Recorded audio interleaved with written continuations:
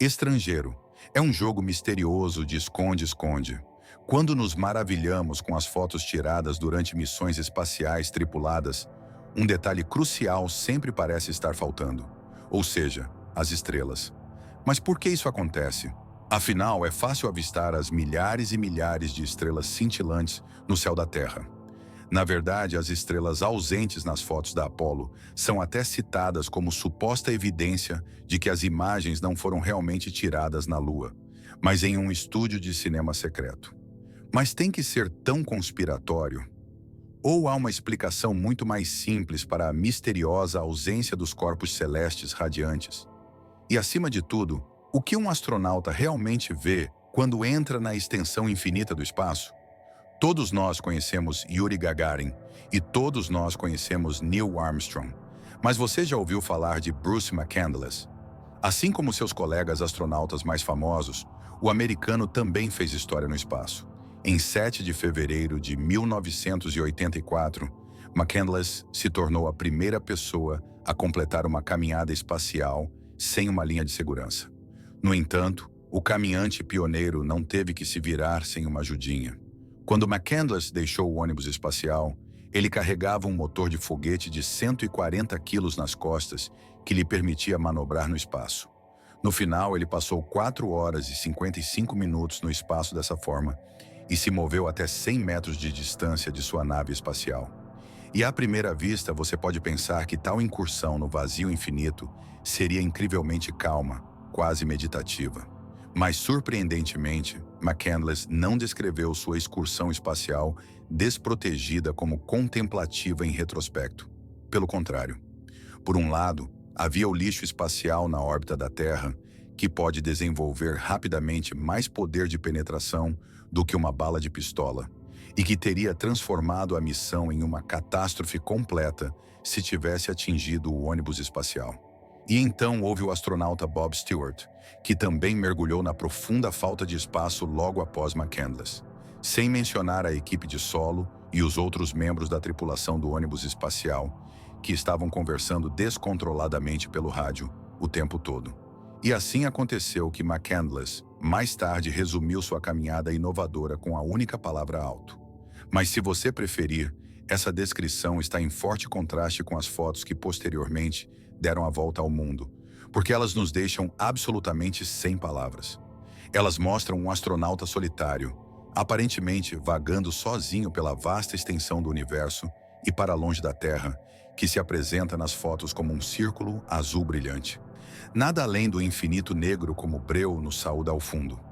Mas por que isso é realmente o caso? A cena não deveria estar transbordando com inúmeras estrelas? Bem, é claro que deveria. Afinal, nossa Via Láctea sozinha abriga cerca de 100 a 200 bilhões dessas formações cintilantes. Mas se as estrelas estão lá, por que não podemos vê-las nas fotos? Como as estrelas se tornam invisíveis? Outra missão, mesma foto. Como é bem sabido, as fotos da missão Apollo 11 também mostram um confuso jogo estelar de esconde. Mas as estrelas não deveriam ter sido particularmente fáceis de ver devido à falta de atmosfera da Lua? Bem, você pode pensar que sim.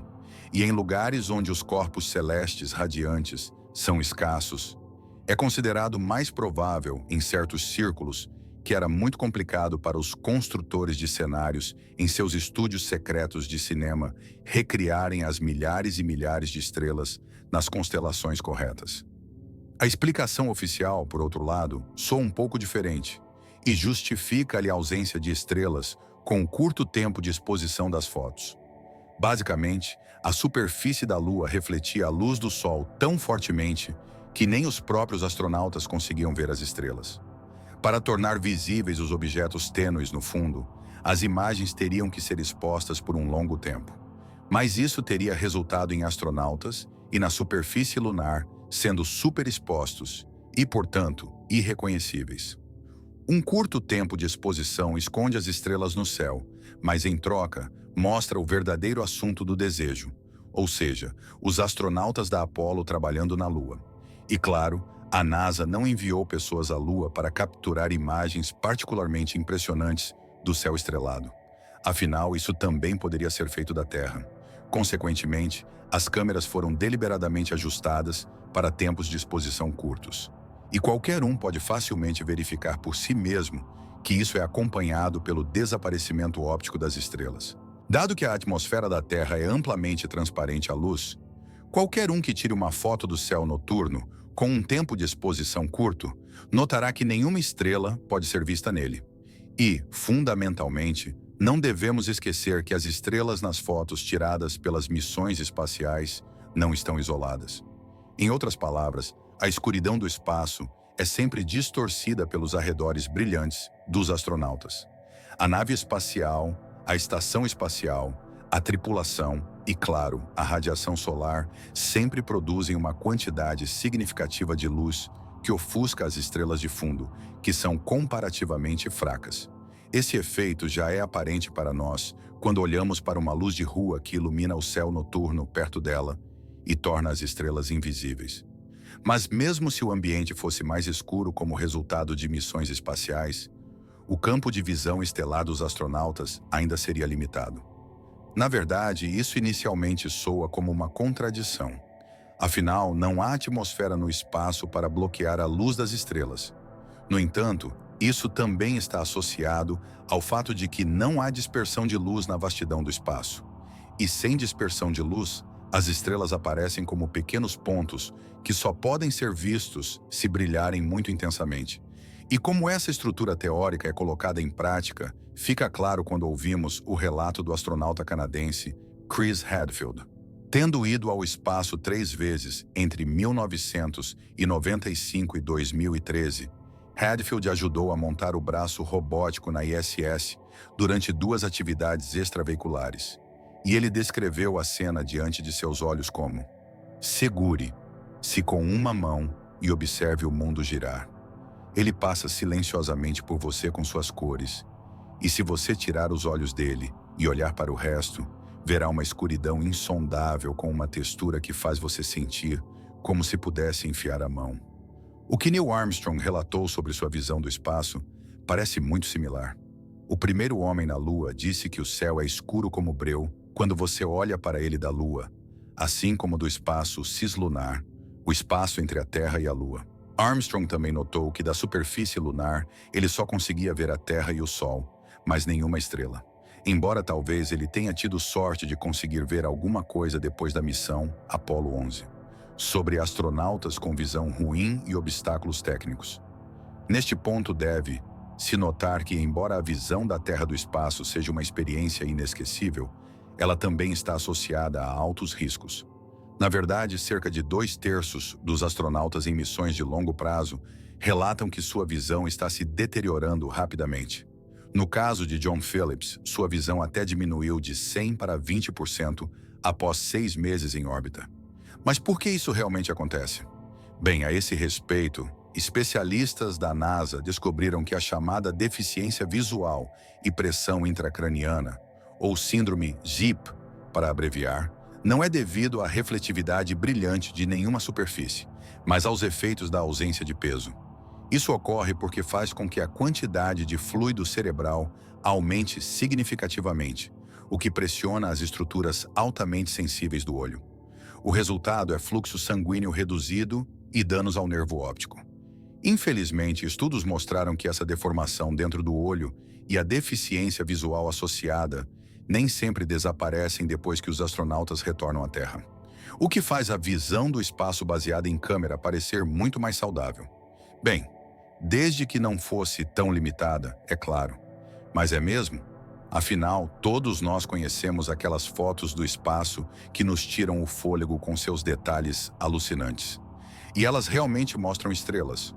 No entanto, os detalhes das fundações para uma imagem bem-sucedida no espaço são estabelecidos com antecedência porque, diferentemente de nossos alunos, a maioria das câmeras espaciais não são equipadas com aberturas que permitem que elas se adaptem a condições de luz variáveis.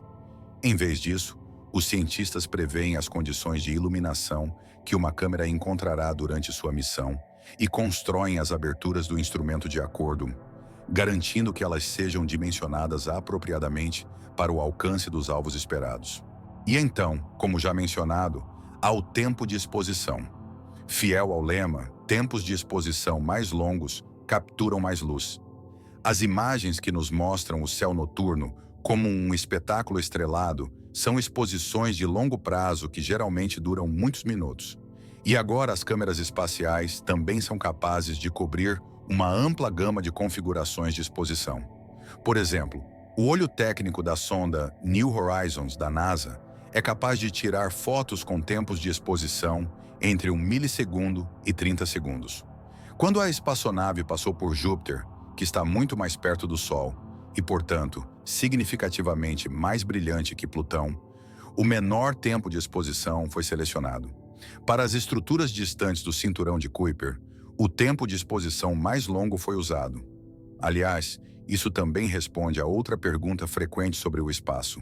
Como as câmeras podem tirar fotos tão longe do Sol, onde a luz é tão fraca? A resposta a essa pergunta está em uma combinação de câmeras altamente sensíveis e, se necessário, longas exposições. Mas o que acontece quando as câmeras não são sensíveis o suficiente para sua missão? Fica claro quando olhamos mais de perto alguns instantâneos antigos da Voyager 2. Originalmente projetada para as condições de Júpiter e Saturno, a câmera travou ao tentar capturar as estruturas na escuridão relativa de Netuno. E assim acontece que as melhores imagens da Voyager 2 da Lua de Netuno Proteus só se assemelham a um corpo celeste quando fechamos os dois olhos. E gostaríamos de lembrá-lo de clicar nos dois botões abaixo do nosso vídeo, começar com um polegar para cima e, em seguida, se inscrever para nunca mais perder uma nova postagem nossa. Até breve.